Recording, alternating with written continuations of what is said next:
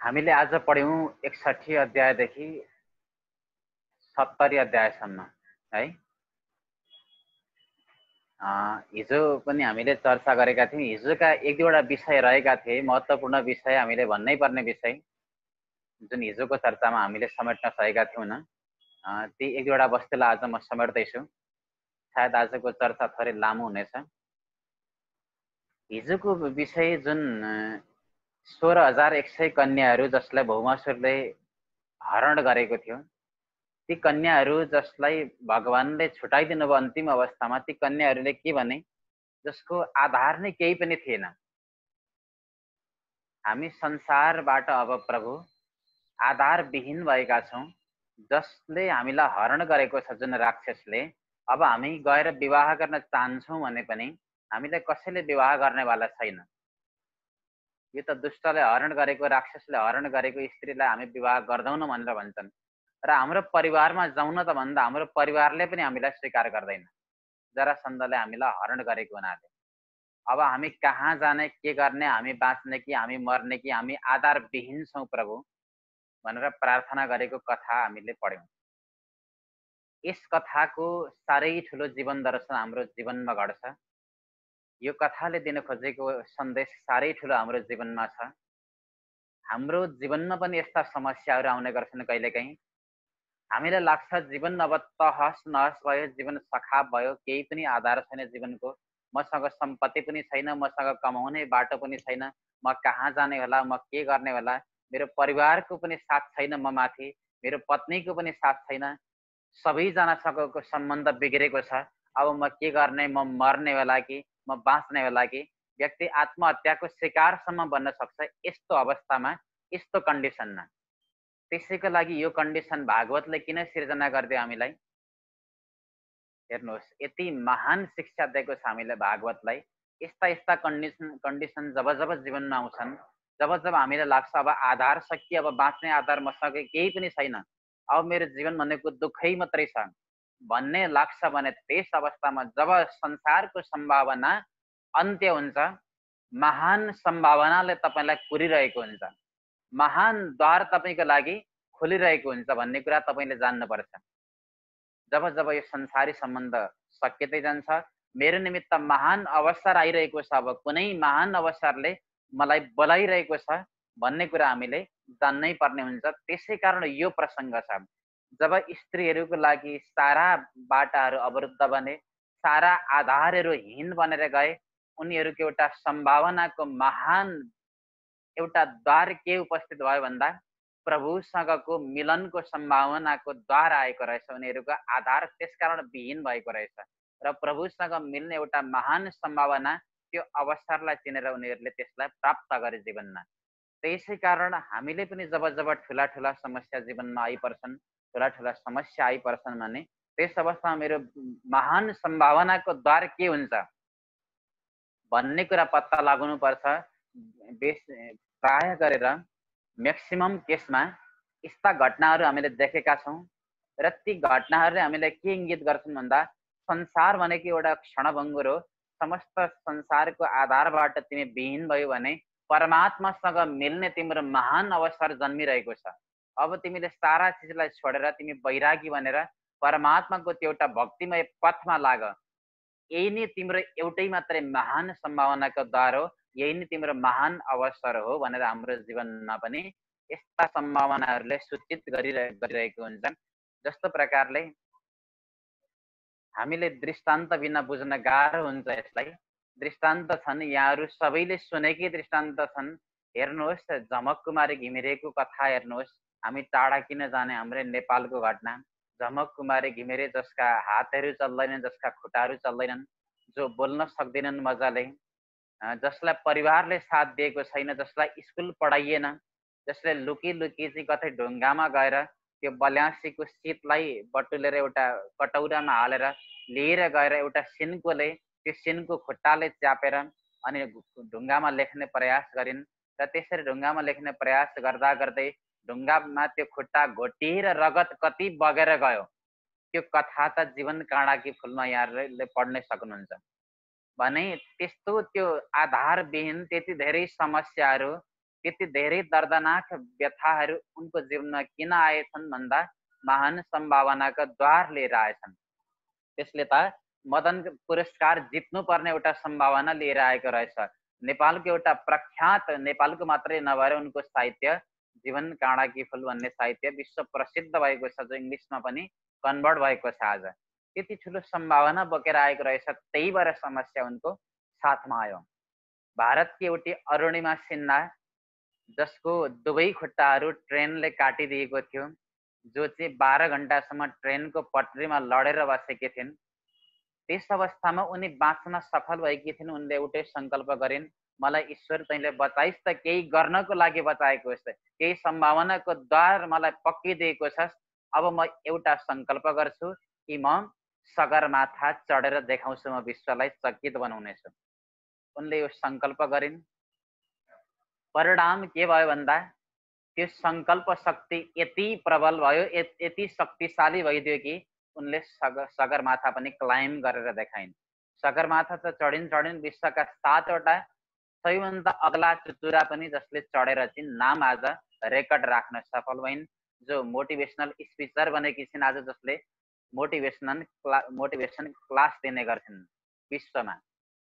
अरुणिमा सिन्हा, जो जाग्दो जिउँदो जाग्दो उदाहरण हाम्रै अगाडि। यदि कसैले चिन्नु भएको छैन भने गुगलमा सर्च गरेर हेर्नुहोला, जसको कथा अरुणिमा सिन्हा, जसका दुवै खुट्टाहरू काटिदिएको थियो ट्रेनले, ट्रेनको पटरीमा परेर चोरले धकेलिदिएर उनको पैसा लुटेर लगेको थियो। उनी लडेकी थिइन् ट्रेनले काटिदिएको अवस्थामा। त्यस्तै एउटी निमुखाले पनि सगरमाथा आरोहण गरिन् भने हाम्रो के लुटेको छ? कसले केही पनि लुटेको छैन। केवल लुटेको छ त हाम्रो मनले, त्यो विचारहीन विचारले हामीले आफूलाई नै सानो बनाइरहेको आज अवस्था। एउटा महान सम्भावनाको द्वार चाहिँ प्रकट हुन्छ भन्ने कथा हामीलाई यस कथाले देखाएको छ।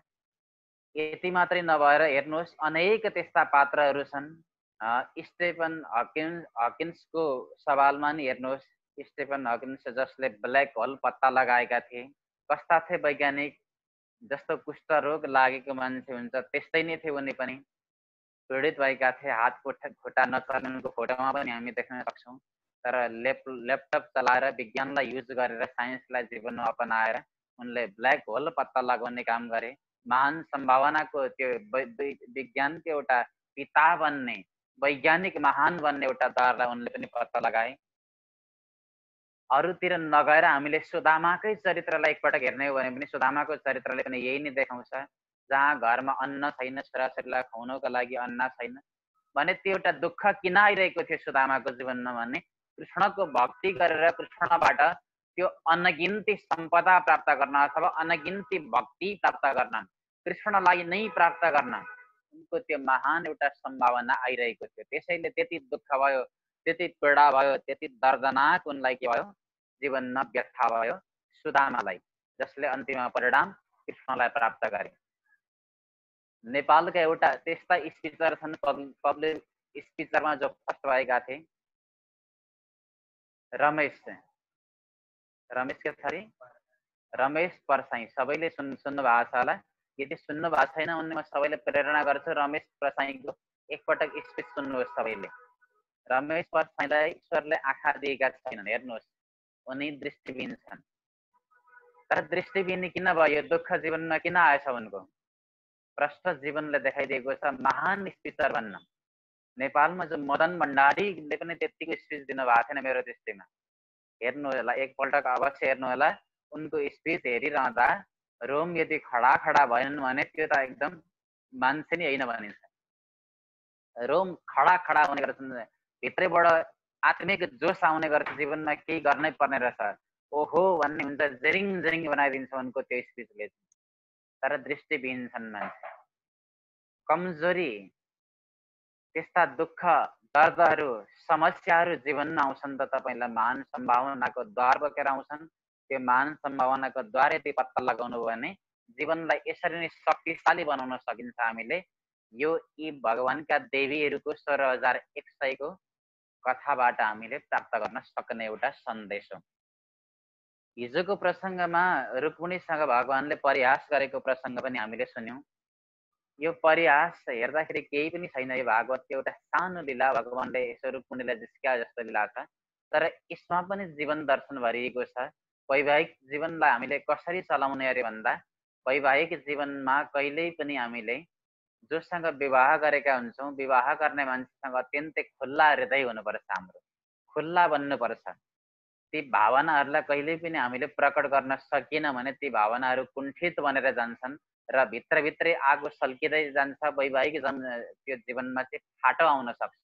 त्यसै कारण वैवाहिक जीवन यस्तो हो जहाँ जोसँग हास्य विनोद गर्नुहोस्, अत्यन्तै हाँस्ने गर्नुहोस्, आफ्ना मनका भावहरू राख्ने गर्नुहोस्, कहिलेकाहीँ जिस्किनुहोस्, कहिलेकाहीँ हँसी मजाक गर्नुहोस्। यसरी नै वैवाहिक जीवनलाई यदि चलाउनु भयो भने वैवाहिक जीवन अत्यन्तै सुन्दर ढङ्गबाट बन्छ। होइन भने अत्यन्तै जहिल्यै पनि सिरियस बन्ने, एक आपसमा कुराहरू सेयर कहिल्यै पनि नगर्ने, होइन? अनि गम्भीर बन्ने हो भने समस्याले सताउँछ। त्यसैले रुक्मिणी जस्तो गम्भीर बन्नु हुँदैन, सरल बन्नुपर्छ। आफ्नो मनका भावलाई प्रकट गरिहाल्नुपर्छ आफ्नो पतिसँग, आफ्ना पत्नीहरूसँग। यस्तो छ मेरो विचार, यस्तो भाव आइरहेको छ, र हरेक विचारहरू प्रकट गर्ने, हरेक भावनाहरू प्रकट गर्ने। समय समयमा हाँस्ने कला, हास्यरस भनेको त अत्यन्तै ठुलो हो। जहाँ हाँसो छैन त्यहाँ रोदन मात्रै हुन्छ जीवन। त्यसै कारण हाँसो भनेको जीवनको एउटा विज्ञान पनि हो, र हाँसोको जीवनलाई हामीले जीवनमा अपनाएर पति र पत्नीको बिचमा अत्यन्तै फ्रिडम रहनुपर्छ, हास्य विनोद समय समयमा गर्नुपर्छ भन्ने दर्शन यस दर्शनले हामीलाई दिएको छ। अब म आजको विवाहको प्रसङ्गमा जान्छु। अनिरुद्धको विवाहको प्रसङ्ग थियो। अनिरुद्धको विवाहको प्रसङ्गको मुख्य तात्पर्य के हो भन्दा, अनिरुद्ध भनेका जो मनका स्वामी हुन्, मनका स्वामी नै अनिरुद्ध हुन्। चित्रलेखा भनेको चित्र विचित्र प्रकारको सङ्कल्प गर्नेवाला बुद्धि नै चित्रलेखा हो। अनि बुद्धिरूपी चित्रले, बुद्धिरूपी चित्रलेखाले चाहिँ मनरूपी अनिरुद्धको हरण गर्न गइरहेकी छिन्। हेर्नुहोस् है कथा कस्तो छ। बुद्धिरूपी चित्रलेखा मनरूपी अनिरुद्धको हरण गर्न गइरहेकी छिन् भने उनलाई सफलता तब मात्र मिल्छ जब उनले ब्रह्मचर्यको सहारा लिन्छन्। जीवनमा जब ब्रह्मचर्यको सहारा लिइन्छ भने अनि मात्रै बुद्धिद्वारा हामीले मनलाई चाहिँ आफ्नो बसमा राख्न सक्छौँ। ब्रह्मचर्य यानि कि नारद, नारद भनेको ब्रह्मचर्य हो। नारदजीसँग सल्लाह लिएर मात्रै उनले अनिरुद्धलाई हरण गर्न सफल भएकी छिन्। त्यसै कारण यो कथाले हामीलाई यही जीवन दर्शन सिकाएको छ। ब्रह्मचर्य हुनुपर्छ जीवनमा। ब्रह्मचर्य अर्थात् संयमता, संयमता छ भने मात्रै हामीले बुद्धिले चाहिँ त्यो मनलाई बसमा गर्न सक्छौँ, अन्यथा हामी गर्न सक्दैनौँ। त्यसै कारणले चित्रलेखालाई सफलता तब मात्र मिल्यो जब नारद यानि कि ब्रह्मचर्य, ब्रह्मचर्य यानि कि संयमताको उनले आश्रयलाई ग्रहण गरिन्। किनकि यहाँ एउटा प्रश्न उठ्छ, द्वारिकाको चाहिँ हर समय, हर पल, हर क्षण, हर निमेष सुदर्शन चक्रले रक्षा गर्ने गर्थ्यो अरे, वरिपरि घुमेर। द्वारिकाको वरिपरि सुदर्शन चक्र घुमै गर्थ्यो हर समय भने चित्रलेखा त्यहाँ गएर अनिरुद्धको अपहरण गर्न सम्भव थिएन। नारदजीको उनले सहारा लिएछन्। नारदजी हजुरले के लीला गर्नै पर्छ भन्दा नारदजीले चाहिँ सुदर्शनलाई भन्नुभएछ, तिमीले सत्सङ्ग गर्नुपर्छ भएर। सत्सङ्ग गरिएन भने जीवन धिक्कार हुन्छ, सत्सङ्ग गर भनेपछि सुदर्शनलाई चाहिँ भगवानले, नारदले सत्सङ्गमा राख्नु भएछ, अल्मल्याउनु भयो। सत्सङ्गमा बसिरहेका थिए, त्यसै समय चित्रलेखा आएर चाहिँ अनिरुद्धलाई उठाएर लिएर गइन्। लिएर जाँदाखेरि चाहिँ माथिबाट चित्रलेखाको शरीरको माला चाहिँ झरेछ। सुदर्शन समक्ष पर्यो त्यो माला देखे उनले। माथि हेर्दा त विमान गइरहेको छ। ओहो, के भयो आज, कतै अनिष्ट त भएन भनेछन् सुदर्शनले। नारदले भन्नुभयो, मलाई पनि लाग्छ पक्कै अनिष्ट केही भयो, तिमी जाऊ जाऊ गएर हेर भन्नुभयो। सुदर्शन गएर हेर्दा थाहा पाए कि अब अनिरुद्धको अपहरण भइसकेको छ, के गर्ने अब।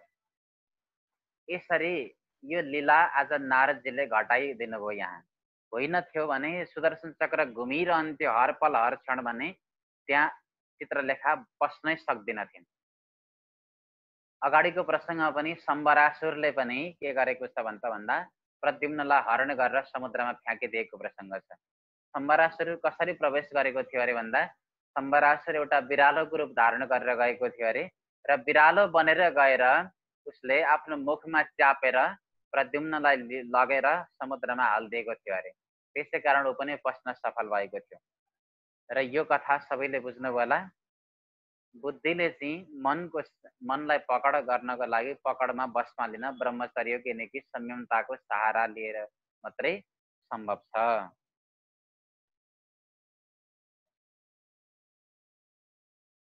अर्को प्रसङ्ग छ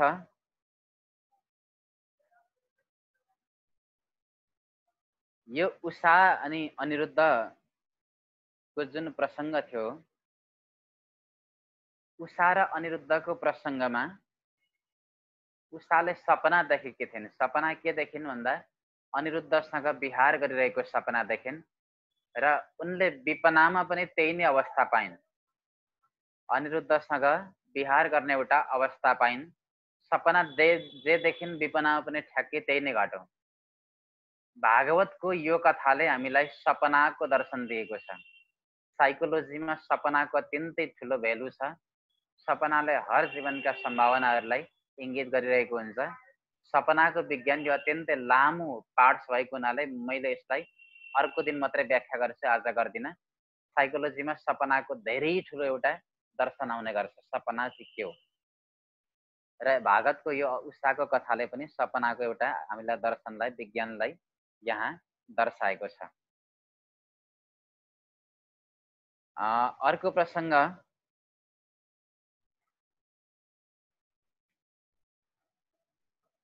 अनिरुद्धकै विवाहको क्रममा रुक्मीसँगको वधको प्रसङ्ग आयो।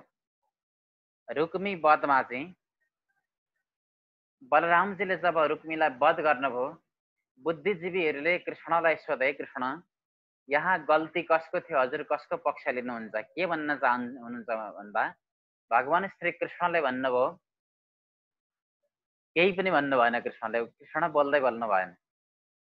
कृष्ण चुप लाग्नुभयो, मुखमा चाबी लगाउनु भयो कृष्णले। यो प्रसङ्ग सानो प्रसङ्ग छ, हेर्दा दर्शन साह्रै ठुलो छ यसको। जीवनमा कतिपय घटनाहरू त्यस्ता घटना आउँछन् जहाँ तपाईँले सपोर्ट गर्नुपर्ने हुन्छ त्यो घटनालाई, या त त्यो घटनालाई तपाईँले विरोध गर्नुपर्ने हुन्छ। र हाम्रो यस्तै एउटा बाँदरे प्रवृत्ति के पनि छ त भन्दा हामीले कुनै पनि आएका घटनाहरूलाई, कतै घटनाहरू घट्छन्, कसैको हत्या हुन्छ, कसैले कसैको विरोध गर्छ, कसैले कसैको विरुद्ध धावा बोलेको हुन्छ, त्यतिखेर हामीले या त त्यसलाई समर्थन गर्नै पर्छ या त त्यसलाई विरोध गर्नै पर्छ। एउटा हाम्रो बाँदरे प्रवृत्ति हो। हामी कहिल्यै पनि न्युट्रल बनेर रहन सक्दैनौँ, तटस्थ बनेर रहनै सक्दैनौँ हामी। त्यस्तै हाम्रो एउटा प्रवृत्ति बनेको छ, मनोविज्ञान बनेको छ। हाम्रो समाजको कारण, हाम्रा साथी सङ्गीतको कारण अथवा कसैको कारण हामीलाई यस्तो बनाएका छौँ, कसैको पक्ष लिनै पर्छ, हामीलाई वादी हुनै पर्छ। या त माओवादी हुनु पर्यो, या काङ्ग्रेसवादी हुनु पर्यो, या खाओवादी हुनु पर्यो, या सरकारवादी हुनु पर्यो, या राजावादी हुनु पर्यो। हामी यतिभित्र नि यदि गणना गर्ने हो भने कसैले कसैको पक्ष अवश्य गर्छ।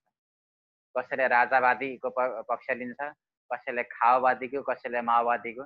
तर न्युट्रल बनेर बस्न नसक्ने एउटा यो बाँदरेपन छ हाम्रो। यस दर्शनलाई हेर्नुहोस्, जस्तो भर्खरकै एउटा म दृष्टान्त दिन्छु कि अयोध्याको विषयमा एउटा विवाद खडा भएको थियो प्रधानमन्त्री केपी ओलीको भनाइलाई लिएर। अयोध्या कहाँ छ, नेपालमा हो कि भारतमा हो भन्ने कुरामा साह्रै ठुलो विवाद भयो। कतिपय बुद्धिजीवीले भने प्रधानमन्त्रीको भनाइ ठिक हो नि, नेपालमै बनाउनु पर्छ अयोध्या, नेपालमै छ भनाइ ठिक हो। भारतको विरोध गरे, कतिले भारतको समर्थन गरे, केपी ओलीको विरोध गरे, अरूको विरोध गरे, चर्काचर्की भयो। ती मुनिका फलोवरको बिचमा कतिको बिचमा लडाइँ पनि भयो। हेर्नुहोस् है, कति मरे पनि यस घटनामा, सुन्नुभयो। यदि यस कथालाई बुझ्न सक्ने हो भने कहिल्यै पनि यसरी दुःख पाउनु पर्दैन, लड्नु पर्दैन, मर्नु पर्दैन। तपाईँ कुनै पनि विशेष घटना आउँछ, तपाईँलाई त्यसको तथ्य प्रमाण प्रुफ थाहा छैन, अयोध्या कहाँ हो भन्ने चाहिँ तपाईँलाई थाहा छैन भने तपाईँले पक्ष लिनु नै पर्छ भन्ने के छ यसमा। चाहे भारतमा परोस्, चाहे नेपालमा परोस्, तपाईँले न्युट्रल पनि त बनेर बस्न सक्नुहुन्छ, तटस्थ। चुप्प लागेर बस्दा, चाहे अध्या नेपालमा होस् चाहे भारतमा होस्, तर न्युट्रल बनिदिनु भयो, कसैको वादी बन्नु भएन भने तपाईँ सुखी हुनुहुन्छ, तपाईँलाई शान्ति हुन्छ। तर वादी बनेर बस्नुभयो भने युट्युब खोल्ने बित्तिकै भिडियो आउँछन्, त्यहाँ आफ्नो विरुद्धमा आउँछन्, त्यो देख्ने बित्तिकै रिस उठ्छ, त्यहाँ कमेन्ट गर्न मन लाग्छ। त्यसै कारण मैले धेरै व्याख्या गरिनँ, न्युट्रल बन्न सिक्नुहोस् जीवनमा। सबै घटनामा न्युट्रल बन्नु भनेको होइन, फेरि यसलाई पनि अतिवादमा नलानु होला। कसैको हत्या भइरहेको छ, कसैले कसैलाई मारिरहेको छ, पिटिरहेको छ तपाईँको आँखाको अगाडि भने त्यसलाई बचाउन पनि तपाईँ जानुपर्छ वादी भएर, त्यो घटना पनि विचार गर्नुहोस्। तर अतिवादमा गरेर नसोच्नुहोस्। प्राय गरेर घटना परिघटना जति पनि घट्छन्, हामीले न्युट्रल बनेर तटस्थ बनेर बस्ने हो भने जीवनमा कहिल्यै पनि दुःख नै पाउनु पर्दैन। हामीलाई कसैको भनाइ सुन्दा दुःख नै लाग्दैन, किनकि तपाईँ न्युट्रल हुनुहुन्छ। एउटा त्यो के भन्छ गीतामा भनेको छ नि, मुक्त पुरुषको एउटा लक्षण हो, जो न्युट्रल बनेर बस्न सक्छ, जसले कसैको विरोध पनि गर्नु पर्दैन। समः दुःखम सुखम धीरम अमृतत्वाय कल्पते। जो सुख अनि दुःखमा यस्ता घटनाहरूमा बराबर भएर बस्न सक्छ, त्यो मोक्षको पनि अधिकारी हुन्छ। त्यसै कारण न्युट्रल बनेर बस्ने सिक्नुहोस्।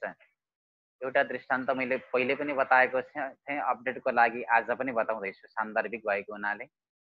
एकजना व्यक्तिको एक दिन घोडा हरायो। घोडा हराएर जङ्गलतिर गएर पसेछ, जङ्गलले घोडामा गएर मिस्यो। गाउँलेहरूले जो घोडाको मालिक थियो, घोडाको मालिकलाई आएर भनेछन्, तँलाई त साह्रै घाटा लाग्यो नि, तेरो घोडा हरायो, अब के गर्छस्, साह्रै धेरै घाटा लाग्यो तँलाई भन्दा मालिकले भनेछ, मलाई के घाटा लाग्नु, घोडा हुँदा पनि म उस्तै थिएँ, म नहुँदा पनि उस्तै थिएँ, मलाई केही पनि घाटा लागेको छैन। ऊ तटस्थ बनिदियो। अनि केही दिन पछाडि त्यो जुन घोडा गएको थियो, उसको जङ्गल हराएको थियो, त्यो आफ्नो घोडाले चाहिँ जङ्गली घोडाहरू 2-4वटा लिएर आएछ। लिएर आउँदा गाउँलेहरू फेरि आछन्, ओहो त साँच्चै भाग्यमानी, तेरो घोडाले त जङ्गली घोडाहरू लिएर आइदियो आज, हेर कति राम्रो भयो त तँलाई, साँच्चै भाग्यमानी होस् नि वास्तवमा त घोडाहरू सित्तैमा आएका छन्। अब मालिकले भनौँ मलाई त केही वास्ता छैन, पहिले हुँदा पनि एउटा हुँदा पनि त्यस्तै थियो, धेरै हुँदा पनि त्यस्तै छ, मलाई त त्यस्तो लाग्दैन भने। अनि अब जङ्गली घोडा त बडा उदण्ड हुन्छ, उसको छोराले चाहिँ ती घोडाहरूलाई चाहिँ नार्ने क्रममा जब रथको एउटा उसले ट्रेनिङ दिइरहेको थियो, दाइरहेको थियो, दाउने क्रममा चाहिँ रथ लड्न पुगेछ अनि छोराका हात खुट्टा भाँचिएछन्। त्यो घोडालाई चाहिँ प्र्याक्टिस गराउने क्रममा, तालिम दिने क्रममा गाउँलेहरूले फेरि के भने, ती जुन जङ्गलबाट आएका घोडा थिए ती त कहाँ राम्रो भावले आएका रहेछन् त, तेरा छोराको हात खुट्टा भाँच्न पो आएका रहेछन् त, तेरो त घाटा लागिहाल्यो नि तँलाई त, साह्रै घाटा लाग्यो भने। मालिकले भन्नु, मलाई के घाटा लाग्नु, म जस्तो थिएँ म त्यस्तै छु, मलाई केही भएको छैन। फेरि एउटा घटना के घटिदियो भन्दा, युद्ध भएछ त्यस देशमा। युद्धमा चाहिँ सरकार पक्षले जुन आतङ्कवादी पक्ष थियो त्यसलाई परास्त गर्नको लागि युद्ध गरिरहेको थियो। आतङ्कवादीहरूले चाहिँ गाउँबाट प्रत्येक घरमा जो युवाहरू छन् तिनीहरूलाई सिपाहीको रूपमा अनिवार्य एउटा घरबाट एउटा युवा दिनै पर्छ भन्ने अभियान चलाएछन् आतङ्कवादीहरूले। खोज्दै खोज्दै उसको घरमा आएका थियो, उसको घरमा आउँदा छोरो त हात खुट्टा भाँचिएर बसिरहेको छ। हात खुट्टा भाँचिएकालाई युद्धमा लगेर के काम, छोडिदिएर गएछन्। गाउँलेका जति पनि छोरा थिए युवाहरू, उनीहरूलाई लिएर गए। गाउँलेहरूले फेरि आएर के भने, हात खुट्टा भाँचिएर त साह्रै राम्रो भएको रहेछ नि, हामीले नजानेका पो रहेछौँ, हात खुट्टा भाँचेको त राम्रो हुन रहेछ नि, किनकि तेरो छोरो युद्धमा जानु परेन, मर्नु परेन। हाम्रा छोराहरूलाई त सबैलाई पक्रेर लगे त्यो आतङ्कवादीले। तर त्यो व्यक्तिले भने, मलाई त केही छैन, म त जस्तो पहिले थिएँ त्यस्तै छु। यानि कि यो दृष्टान्तले हामीलाई के सिकायो भन्दा, तटस्थ रहन, तपाईँ तटस्थ रहनुहोस्। हर परिस्थितिमा तटस्थ रहन सिक्नुहोस्, चाहे दुःख आओस् चाहे सुख आओस्। यदि यो तटस्थताको सिद्धान्त मनोविज्ञानमा न्युट्रियालिटीको सिद्धान्त यसलाई भनिन्छ। साह्रै ठुलो दर्शन छ यसको। न्युट्रल बन्न सिक्नुभयो भने कहिल्यै पनि जीवनमा दुःख आइपर्दैन। कृष्ण जस्तो न्युट्रल बनिदिनुहोस्, वादी नबन्नुहोस्, तपाईँ राजावादी पनि नबन्नुहोस्, तपाईँ खाओवादी पनि नबन्नुहोस्, केही पनि नबन्नुहोस्, तपाईँ सुखी हुनुहुन्छ। यो सन्देश यो कथाले हामीलाई दियो। अर्को पोइन्टमा म जाँदैछु।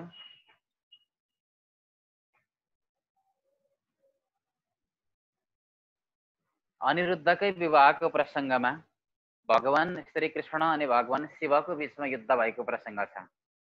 संसारमा भगवान भगवान पनि लडाईँ गर्नुहुन्छ त? यदि भगवान भगवान लडाईँ गर्नुहुन्छ भने फेरि अरू त लडाईँ नगर्ने कुरै भएन। स्वयं ईश्वर पनि ईश्वर लडाईँ त तब हुन्छ जब ईश्वर दुईटा छन्।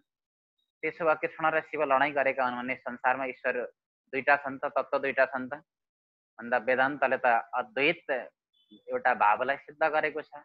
एको ब्रह्म द्वितीय नास्ति, एकम सद विप्रा बहवो वदन्ति वेदान्तले भन्छ। फेरि दुईटा ईश्वर कहाँबाट आए?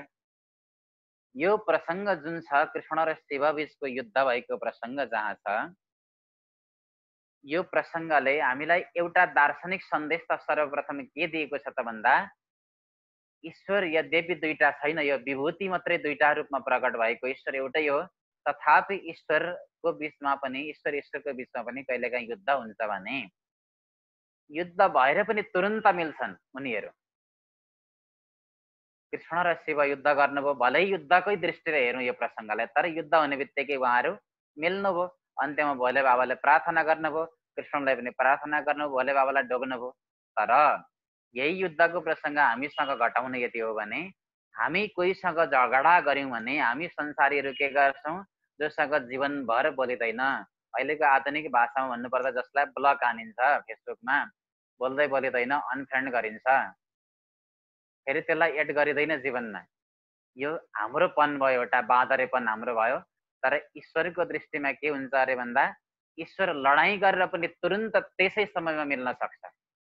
त्यसै कारण यो लडाईँको प्रसङ्गले हामीलाई एउटा मनोवैज्ञानिक शिक्षा, एउटा दार्शनिक शिक्षा के दियो भन्दा कोहीसँग नराम्रो हुन्छ भलै, मनमुटाव हुन्छ, तर तुरुन्त मिल्न सिक, तुरुन्त सम्बन्ध सुधार तिमी। यो त एउटा मनोविज्ञानको पक्ष भयो, व्यवहारिक पक्ष भयो। यसको आध्यात्मिक सन्देश के छ यो कथाको? कृष्ण र शिवको बीचमा युद्ध भयो। युद्धमा माहेश्वर ज्वर र वैष्णव ज्वरको बीचमा युद्ध भयो। दुवै ज्वरको बीचमा विजय भयो वैष्णव ज्वरको। अथवा जृम्बण अस्त्रद्वारा भोले बाबालाई पनि भगवान श्री कृष्णले मूर्छित बनाइदिनु भयो, निद्रा लाग्ने बनाइदिनु भयो। जित कसको भयो? सरसर तिर्दा कथा कृष्णको भयो। कृष्णको जित भएको यो जुन कथा छ, यो कथाले एउटा हामीलाई आध्यात्मिक सन्देश के दिएको छ भन्दा परीक्षित आज कथा सुनिरहेका छन्, परीक्षितलाई भागवत सुनाइरहेको छ, यानि कि परीक्षितलाई भागवत सुनाउनुको मतलब परीक्षितको इष्ट देवता कृष्ण हुनुहुन्छ, कृष्णको प्रतिपादन गर्छ भागवतले।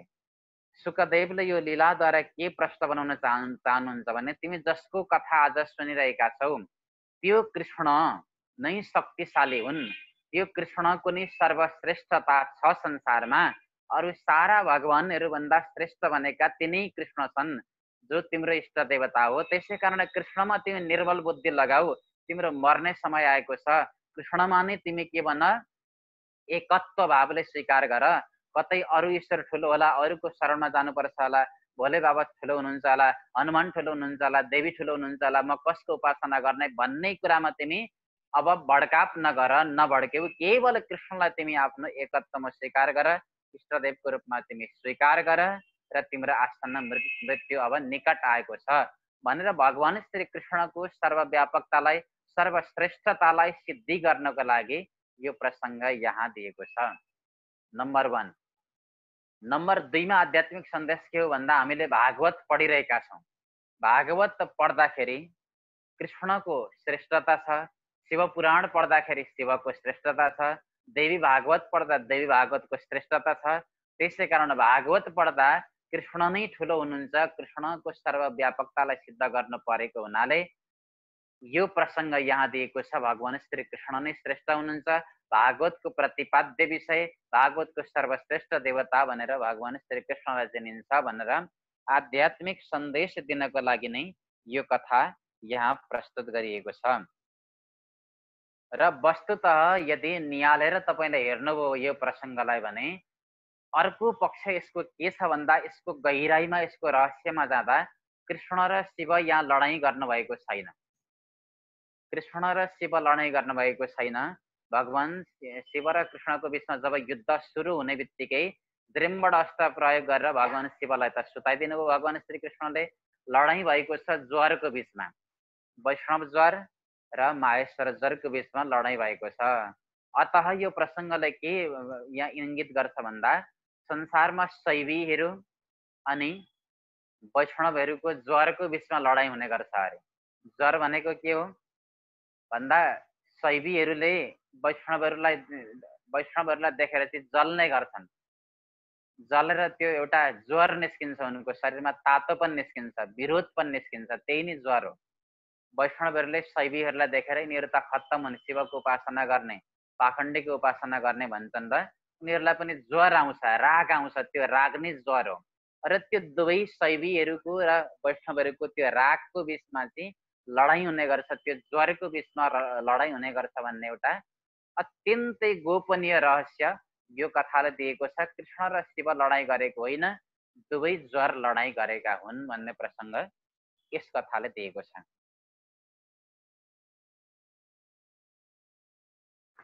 त्यस्तै अर्को प्रसङ्गमा म जान्छु।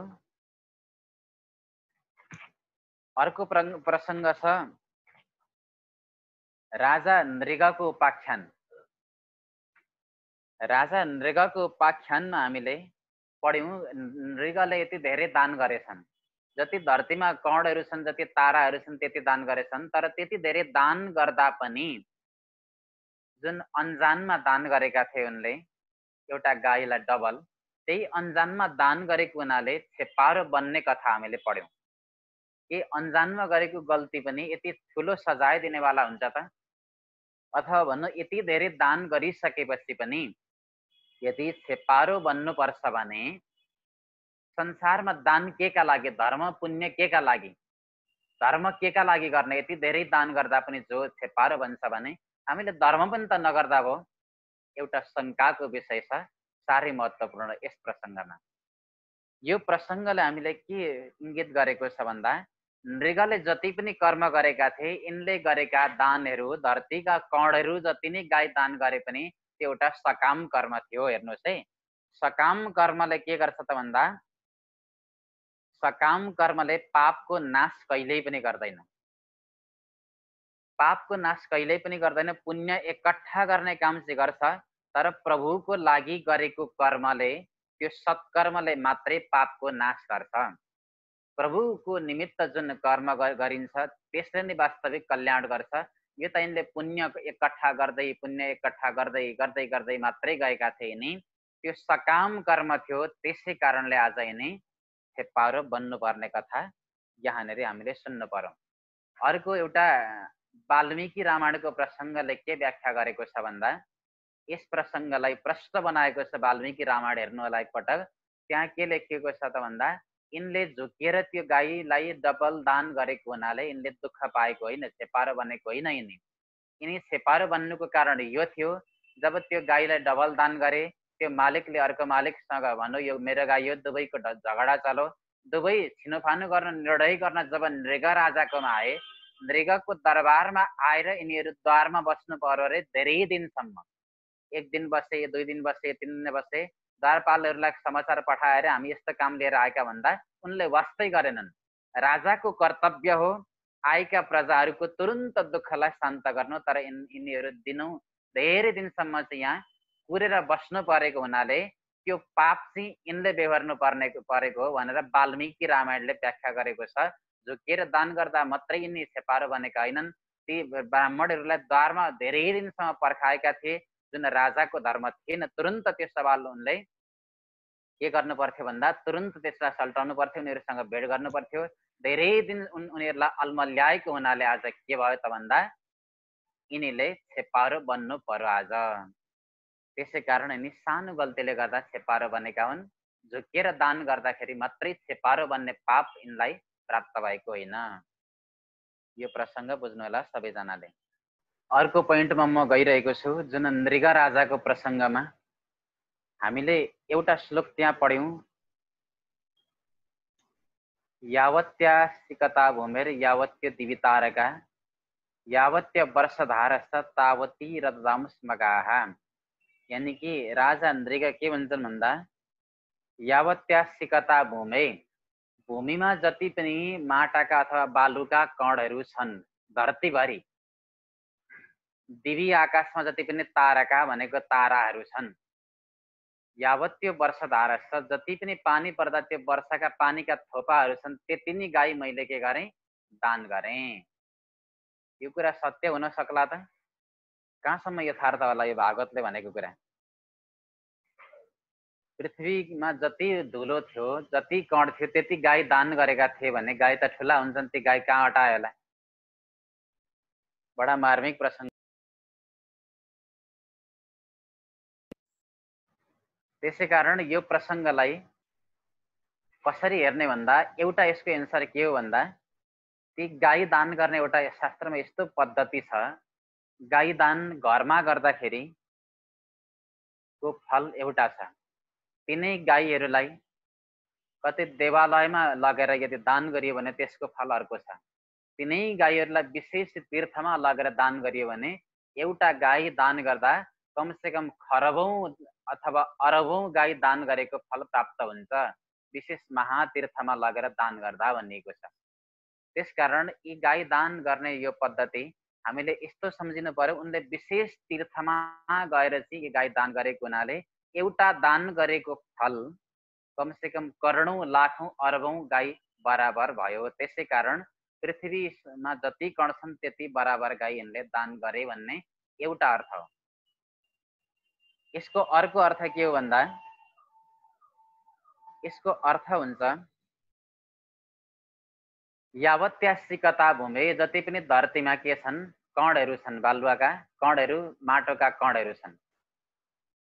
सिकता भनेको भूमि सिकता जति पनि कणहरू छन् एउटा अर्थ भने यावत त्यो सिकता भनेको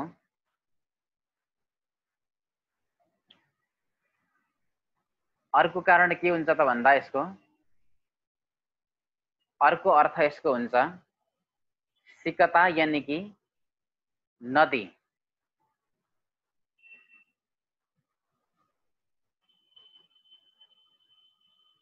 द्वीप द्वीप सिकता शब्दले के जनाउँछ भन्दा द्वीप। जस्तो सप्तद्वीपको कथा हामीले पञ्चम स्कन्धमा पढ्यौं। यावत त्यो जुन पृथ्वीमा जति पनि सिकता यानी कि द्वीपहरू छन् कतिवटा छन्? 7 वटा। यावत त्यो दिवितारका आकाशमा जति पनि कति छन् के छन् ताराहरू छन्। तारका शब्दले यहाँ के जनाएको छ त भन्दा तारका जसले तार यानी कि पार गराउने काम गर्छ त्यसलाई तारका भनिन्छ।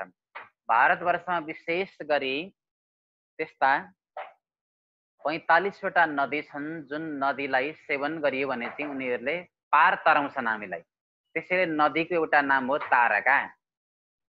यावत त्यो वर्षधारा छ, वर्षधारा भनेर हामीले पर्वतलाई जान्दछौँ। वर्षधारा वर्षाका धाराहरूलाई जसले सहन गर्ने गर्छ पर्वत, पर्वतलाई वर्षधारा भनिन्छ। अर्को अर्थमा पानीका थोपा भनियो। पर्वतहरूको विशेष संख्या भारतवर्षमा कति छ भन्दा 27 छ। अब हेर्नुहोस्, द्वीपको संख्या 7, नदीको संख्या 45 र पर्वतको संख्या 27। यी तीनवटा अङ्कलाई एकै ठाउँमा राखेर हामीले हेर्नु पर्दा एउटा नियम के छ व्याकरणीय नियम भन्दा अङ्कानम वामतो गतिहि भनिन्छ। अङ्कहरूको गति कस्तो हुन्छ? वाम यानी कि देब्रेतिरबाट उल्टोपट्टिबाट अङ्कहरूको गति हुन्छ। अब अन्तिमको अङ्क 27 पर्वतको अङ्क अगाडि राखिदिनुहोस्, त्यसभन्दा पछाडि नदीको 45 अङ्क राखिदिनुहोस्, 45 भन्दा पछाडिको संख्या द्वीपको 7 राखिदिनुहोस्। कति भयो? 27 45 7 राख्दा कति भयो? 27,457। लेखेर गर्नु होला 27,457 भनेपछि गाई कतिवटा दान गरेका रहेछन् यिनले? 27,457 वटा गाई दान गरेका थिए। पृथ्वीमा जति धुलो थियो त्यति दान गरेका थिएनन्। यसको यो अर्थ भयो, शाब्दिक अर्थ भयो। एकदमै राम्रो हृदयङ्गम गरेर यसलाई पढ्नु होला। र यो नृगोपाख्यान हामीले जुन पढ्यौँ आज, नृगोपाख्यानको मुख्य सन्देश भनेको आफ्ना सन्तानहरूलाई समय समयमा शिक्षा दिनुपर्छ। त्यो विभिन्न ज्ञानको सवालमा होस्, तर विभिन्न ज्ञानको सवालमा हामीले शिक्षा हामीले दिँदै गर्नुपर्छ। शिक्षा दिएन भने सन्तानको भविष्य उज्जवल हुन सक्दैन। केवल प्राणायाम मात्रै गर्न सिकाउने, गीताको के अरे श्लोकै मात्रै रटाउने हो भने संस्कारी बन्दैन पुत्र। हर चिजमा, हर सवालमा हामीले सिकाउने हो, केवल रट्न मात्रै लगाउने होइन। उसको माइन्डको त्यो स्ट्रक्चरलाई हेरेर कति वर्षमा के शिक्षा दिँदा उसलाई ठिक हुन्छ, स्कुलमा स्कुलको विद्यालय घोटाउनै पर्छ कि यी सारा कुराहरू हामीले हेरेर गर्नुपर्छ। म्याडम क्युरी जस्ता विश्वविख्यात व्यक्तिहरूले जसरी आफ्ना छोरीलाई स्कुलबाट निकालेर एउटा शिक्षा दिए, त्यस प्रकारको शिक्षा दिनुपर्छ। त्यो माइन्डलाई जानेर बच्चाहरूको माइन्ड 12-13 वर्षसम्म केवल सबकन्सियस माइन्ड मात्रै चलेको हुन्छ।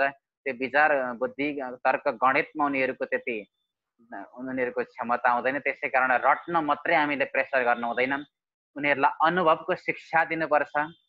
र यस प्रकार सुन्दर शिक्षा र संस्कार दिएको अवस्थामा मात्रै बालबालिकाको भविष्य उज्जवल हुन्छ। त्यसै कारण शिक्षा देऊ बालबालिकालाई भन्ने एउटा सन्देश यो आजको कथाको हो, नृगको कथाको हो। भने अर्को एउटा गुड रहस्य पनि यो कथाको के छ भन्दा, भगवान जान्नुहुन्थ्यो, भगवानले भविष्यलाई देख्नुहुन्थ्यो।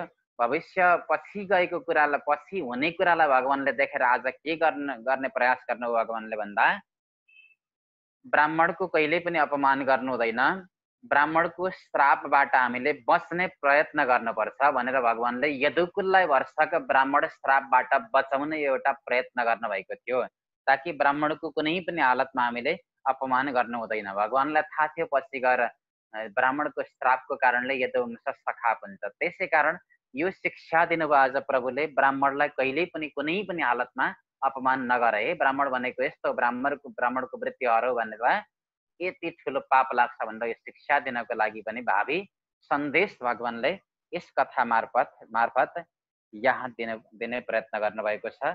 यो भयो नृग उपाख्यान। अब अर्को हामी प्रसङ्गमा जाँदैछौँ। द्विविध बानरको प्रसङ्ग छ।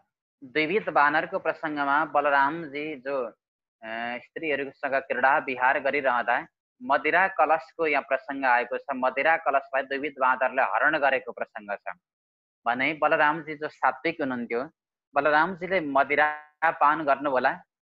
त्यो मदिरा सेवनको प्रसङ्ग त्यो त राक्षसले गर्ने भनिन्छ। भने बलरामजीले स्त्रीको साथमा मदिराको कलशको साथमा जुन यहाँ क्रीडा गरेको प्रसङ्ग छ, यो मदिराको कलश वास्तवमा के हो, बलरामजीले यसलाई साँच्चै नै पान गर्नुभएको पुराणान्तरमा विभिन्न स्थानमा आउँछ मदिराको कुरा।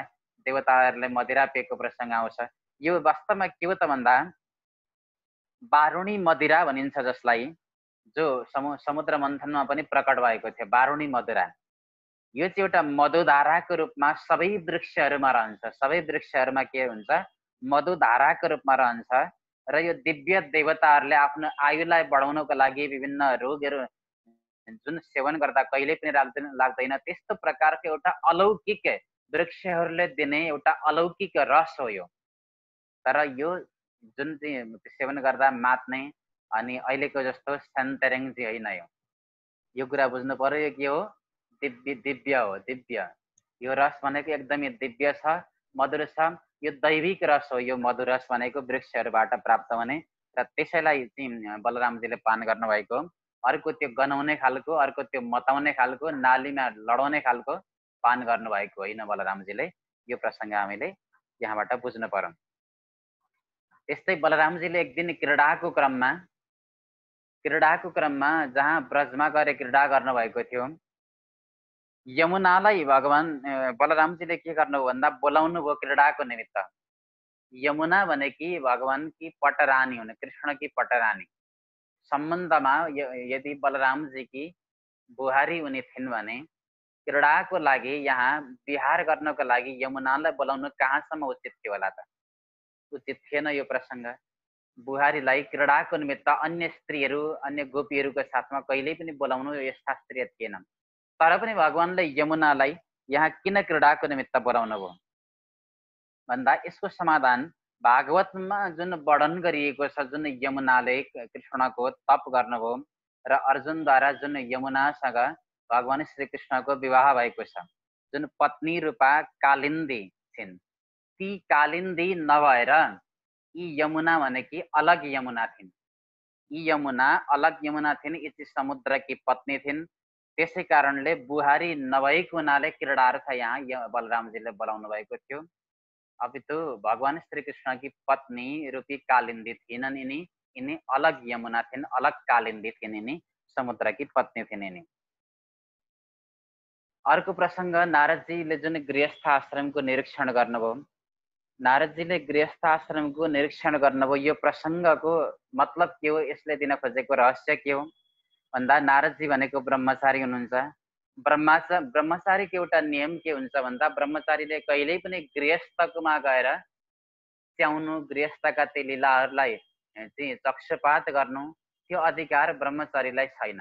ब्रह्मचारी आश्रममै रहने हो, गृहस्थतिर टच हुने होइन ब्रह्मचारीले। तर नारदजी आज गृहस्थ कृष्णको लीलामा गएर सामेल हुन चाहनुभयो। के गर्नुभयो भन्दा चञ्चुपात गर्नुभयो, कृष्णलाई के गर्दैछन्, कृष्णको गृहस्थ लीला कसरी चल्दै रहेछ, के गर्नु हुँदो रहेछ, प्रत्येक दिन बालबच्चालाई कसरी पालन पोषण गर्नु हुँदो रहेछ भनेर गएर हेर्न चाहनुभयो। यो चञ्चुपात गर्ने एउटा जुन दुष्प्रयत्न यहाँ नारदले गर्नुभएको छ, जसको फलस्वरूप अन्तिममा भगवानले त्यस्तो प्रकारको दर्शन पनि गराइदिनु भयो। यो प्रसङ्गले के हामीलाई सन्देश दिन्छ भन्दा ब्रह्मचारीलाई गृहस्थ जीवनमा चञ्चुपात गर्ने अधिकार छैन। यदि ब्रह्मचारीले त्यसरी गरेर गृहस्थको जीवनलाई निहाल्ने प्रयत्न गर्छ भने उसको ब्रह्मचर्य चाहिँ नष्ट भएर जान्छ। त्यसै कारण उसले यसरी चञ्चुपात कहिल्यै पनि गृहस्थ जीवनमाथि गर्नु हुँदैन भन्ने सन्देश यस कथाको छ। योभन्दा पछाडिको कथा जुन भगवानका हामीले दिनचर्याहरू सुन्यौँ, भगवानले बिहान उठेदेखि बेलुकासम्म के गर्नुहुन्छ भन्ने कुराहरू, यस प्रसङ्गको सन्देश हो। हजारौँ पत्नीसँग हजारौँ रूपले विहार गर्दा पनि भगवान श्री कृष्ण चाहिँ धर्म मर्यादामा नै हुनुहुन्छ। धर्मबाट थोरै पनि विचलित हुनु हुँदैन है। 16,108 पत्नीहरू भलै छन्, तर प्रत्येक गृहस्थका त्यो धर्मलाई कृष्णले अपनाउनु नै भएको छ। ब्रह्ममुहूर्तमा कृष्ण उठ्नु नै भएको छ, गाई पनि दान गर्नु नै भएको छ, यथा समयमा ब्राह्मणहरूलाई नमन पनि गर्नुभएको छ, यथा समयमा कथा पनि गर्नुभएकै छ। तर मत्त प्रमत्त बनेर आसक्ति बनेर त्यो भजन गर्ने समयमा, त्यो सन्ध्या वन्दन गर्ने समयमा आफ्ना पत्नीहरूसँग रमण गर्नुभएको छैन। कृष्णले यथा समयमा तमाम गृहस्थ रूपी ती धर्महरूलाई चाहिँ पालन गर्नुभएको छ भन्ने शिक्षा यस कथाले हामीलाई प्रत्येक दिनका यो दिनचर्याहरूको प्रसङ्गले हामीलाई बताएको छ। र कर्मयोगी स्वयं बनाउनको लागि भगवान श्री कृष्णले नि स्वयं यहाँ कर्म गर्नुभएको छ। गृहस्थले यसरी नै कर्म गर्नुपर्छ, यसरी नै अगाडि बढ्ने हो गृहस्थले भन्ने साह्रै सुन्दर शिक्षा यस कथाबाट भगवान श्री कृष्णले दिने प्रयास गर्नुभएको छ। र आजलाई यति नै। सबैको जय होस्, मङ्गल होस्, कल्याण होस्।